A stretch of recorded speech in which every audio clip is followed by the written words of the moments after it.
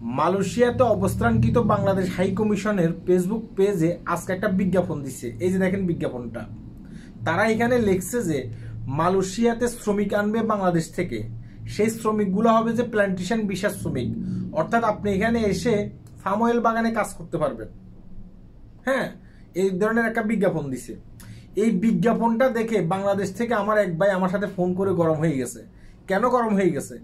সে আমাকে বলতেছে যে তোকে আমি বলছি না আমি মালয়েশিয়াতে যাবো, মালয়েশিয়ার ভিসা খুললে তুই আমাকে বলবি মালয়েশিয়ার ভিসা খুলছে, তুই কেন আমাকে বলিস না? আজকে যদি বাংলাদেশ হাই কমিশনের নোটিশটা না দেখতাম তাহলে তো আমি বুঝতেই পারতাম না যে মালয়েশিয়ার ভিসা খুলছে। তখন আমি তাকে কি বলছি সেটা আপনাকে বলতেছি, শোনেন। তারা এখানে বলছে যে 31শে মার্চ 2025-এর ভিতরে লোকগুলো মালয়েশিয়াতে ঢুকতে হবে, যারা প্ল্যান্টেশন ভিসার জন্য আবেদন করবেন আপনাদের ইয়ের কাছে, এমবিসির কাছে বা আপনাদের এজেন্টের কাছে। এখন 31শে মার্চের ভিতরে কি আপনাদেরকে মালয়েশিয়াতে ঢুকানো সম্ভব?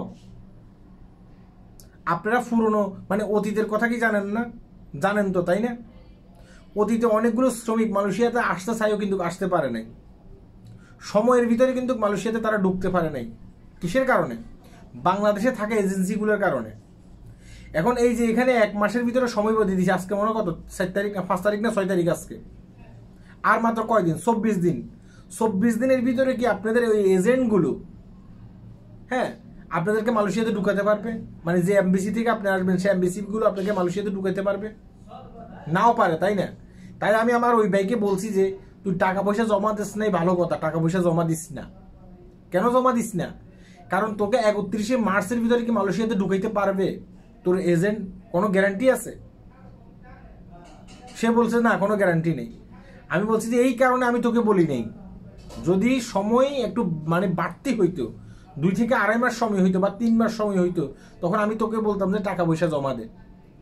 তুই এখন টাকা পয়সা দিবি না দিবি সেটা তোর ব্যক্তিগত ব্যাপার।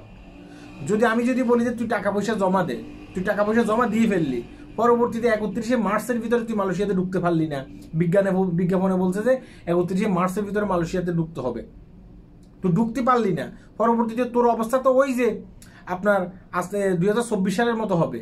সেখানে কত 17,000 না 18,000 শ্রমিক মালয়েশিয়াতে আসতে পারে নাই। আমার কথা কি বুঝতে পেরেছো? আমি এইভাবে তাকে বলছি। এখন আপনাকেও বলতেছি, আপনি যে মালয়েশিয়াতে আমার এই বিজ্ঞাপনটা দেখে অনেকে উৎসাহ প্রকাশ করতেছেন মালয়েশিয়াতে আসার জন্য, আপনি কি 31শে ডিসেম্বরের ভিতরে 31শে মার্চের ভিতরে আপনি মালয়েশিয়াতে ঢুকতে পারবেন? যদি আপনি ঢুকতে পারেন তাহলে আপনি এজেন্টের সাথে আপনি কথা বলেন কোন এজেন্ট আপনাকে আনবে, কোন এমবিসি আপনাকে আনবে। আর যদি না ঢুকতে পারেন তাহলে সেটা আপনার ব্যক্তিগত ব্যাপার। হ্যাঁ, আশা করি আমার কথাগুলো বুঝতে পেরেছেন। আল্লাহ হাফেজ।